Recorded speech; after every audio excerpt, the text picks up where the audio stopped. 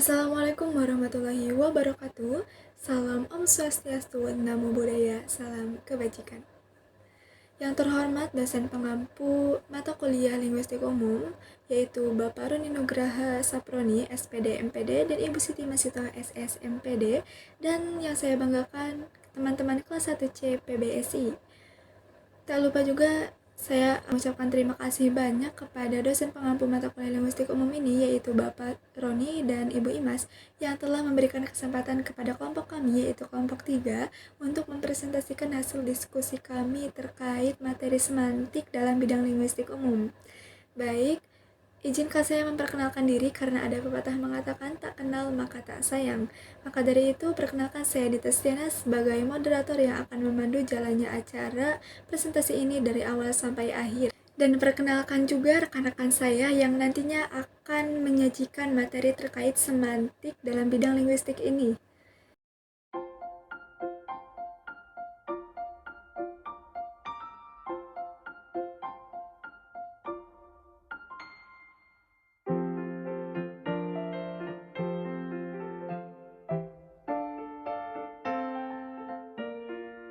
Mari kita masuk ke sesi selanjutnya, yaitu sesi penyampaian materi, yang mana pada sesi penyampaian materi ini kita akan membahas terkait semantik dalam bidang ilmu linguistik.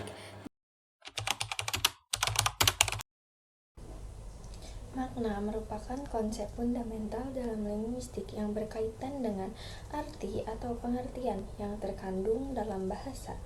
Menurut De Saussure, makna terdiri dari signifian, bentuk fisik, atau signifie, konsep yang dimiliki atau terdapat pada sebuah tanda linguistik.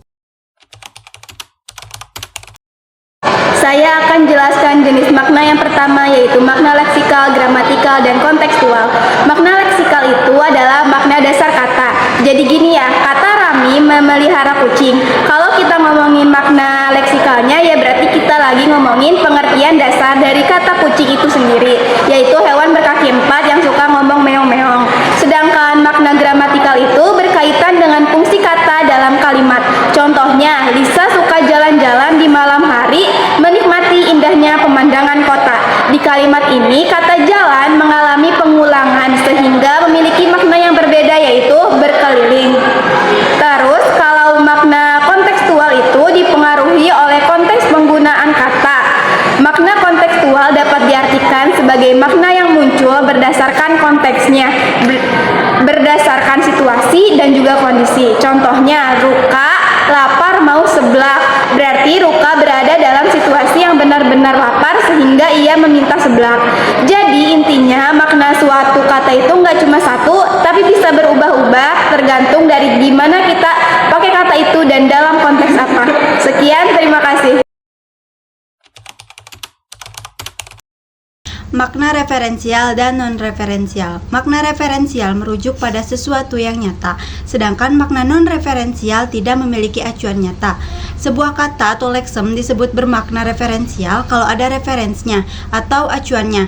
Kata-kata seperti kuda, merah, dan gambar adalah termasuk kata-kata yang bermakna referensial karena ada acuannya dalam dunia nyata. Sebaliknya, kata-kata seperti dan, atau, dan karena adalah termasuk kata-kata yang tidak bermakna referensial karena kata-kata itu tidak mempunyai referensi. Saya di sini akan menjelaskan mengenai makna denotatif dan makna konotatif dan contoh dari makna denotatif dan konotatif. Saya akan menjelaskan yang pertama, yaitu makna denotatif. Makna denotatif merupakan makna sebenarnya, apa adanya, dan sesuai dengan yang terdapat dalam kamus atau literatur lain. Makna denotatif memiliki ciri khas bermakna jelas dan tidak ambigu. Baik yang kedua, yaitu makna konotatif. Makna konotatif merupakan makna tambahan atau makna kias yang berkaitan dengan nilai rasa. Makna konotatif dapat dipengaruhi oleh nilai dan norma yang dipegang oleh masyarakat tertentu. Contohnya, kata babi memiliki makna denotatif, yaitu hewan, dan dagingnya bisa dimanfaatkan. Sebaliknya, makna konotatif, kata babi mengandung makna konotatif yang negatif, yaitu dalam sekelompok golongan agama Islam, ada kata babi memiliki makna yang tidak enak didengar dan dagingnya yang haram.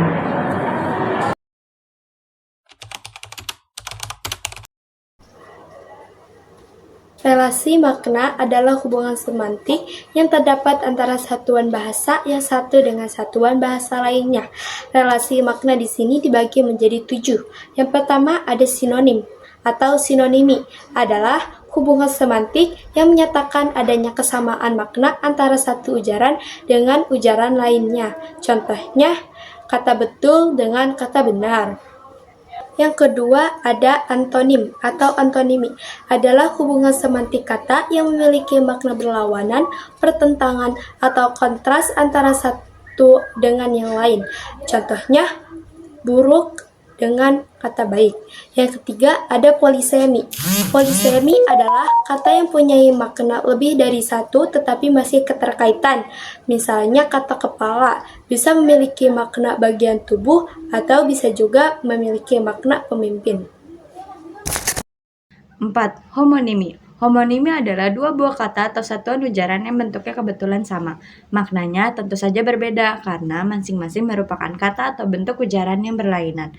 Umpamanya antara kata pacar yang bermakna inai dan kata pacar yang bermakna kekasih. Antara kata bisa yang berarti racun ular dan kata bisa yang berarti sanggup. Dan juga antara kata mengurus yang berarti mengatur dan kata mengurus yang berarti menjadi kurus. 5. Hiponimi. Hiponimi adalah hubungan semantik antara sebuah bentuk ujaran yang maknanya tercakup dalam makna bentuk ujaran yang lain. Umpamanya antara kata merpati dan kata burung. Di sini kita lihat makna kata merpati tercakup dalam makna kata burung. Kita dapat mengatakan merpati adalah burung, tetapi burung bukan hanya merpati. Bisa juga terkukur, perkutut, balam, kepondang, dan cendrawasih. Oleh karena itu, kalau lingkaran besar dalam bagian 29 berikut berisi konsep burung, maka lingkaran-lingkaran kecil di dalamnya berisi nama-nama binatang yang termasuk burung itu. 6.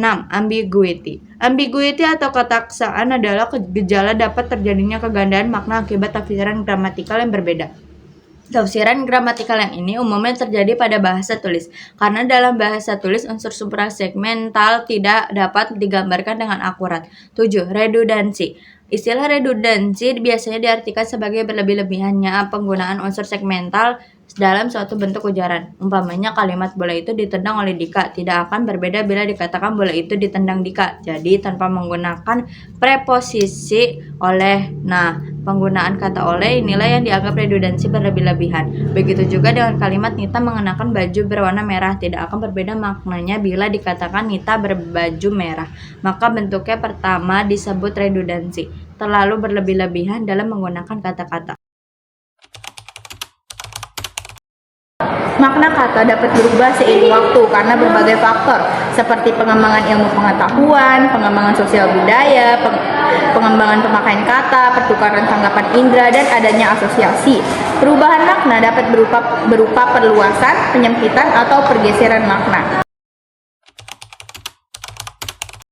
Baik, sekarang kita akan masuk pada sesi tanya jawab dan diskusi.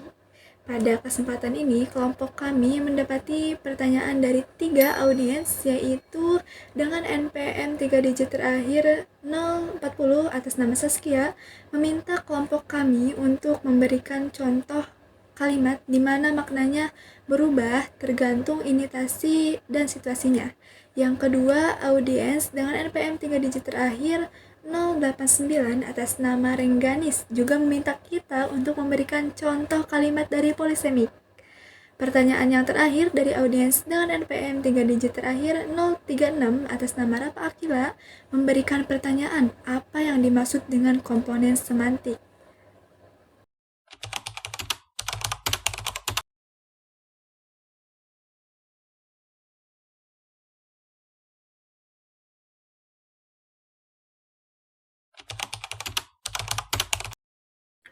Kesimpulannya adalah, konsep semantik itu cabang ilmu bahasa yang mempelajari tentang makna. Ini berarti kita menyelidiki arti dari fakta, kata, frasa, kalimat, dan bahkan teks secara keseluruhan. Makna ini tidak hanya sebatas definisi kamus, tetapi juga mencakup nuansa, konotasi, dan implikasi yang lebih dalam. Singkatnya, semantik adalah studi tentang makna yang sangat penting untuk memahami bagaimana bahasa bekerja. Dengan memahami semantik, kita bisa lebih baik dalam berkomunikasi, menerjemahkan, dan juga menganalisis teks. Dan sebelum ditutup, kami juga ingin mengucapkan mengucapkan banyak permohonan maaf apabila saat penyajian materi tadi banyak kesalahan yang tidak disadari maupun yang disadari. Ada pepatah mengatakan, lihatlah apa yang disampaikan, bukan lihat siapa yang menyampaikan. Akhir kata, wassalamualaikum warahmatullahi wabarakatuh.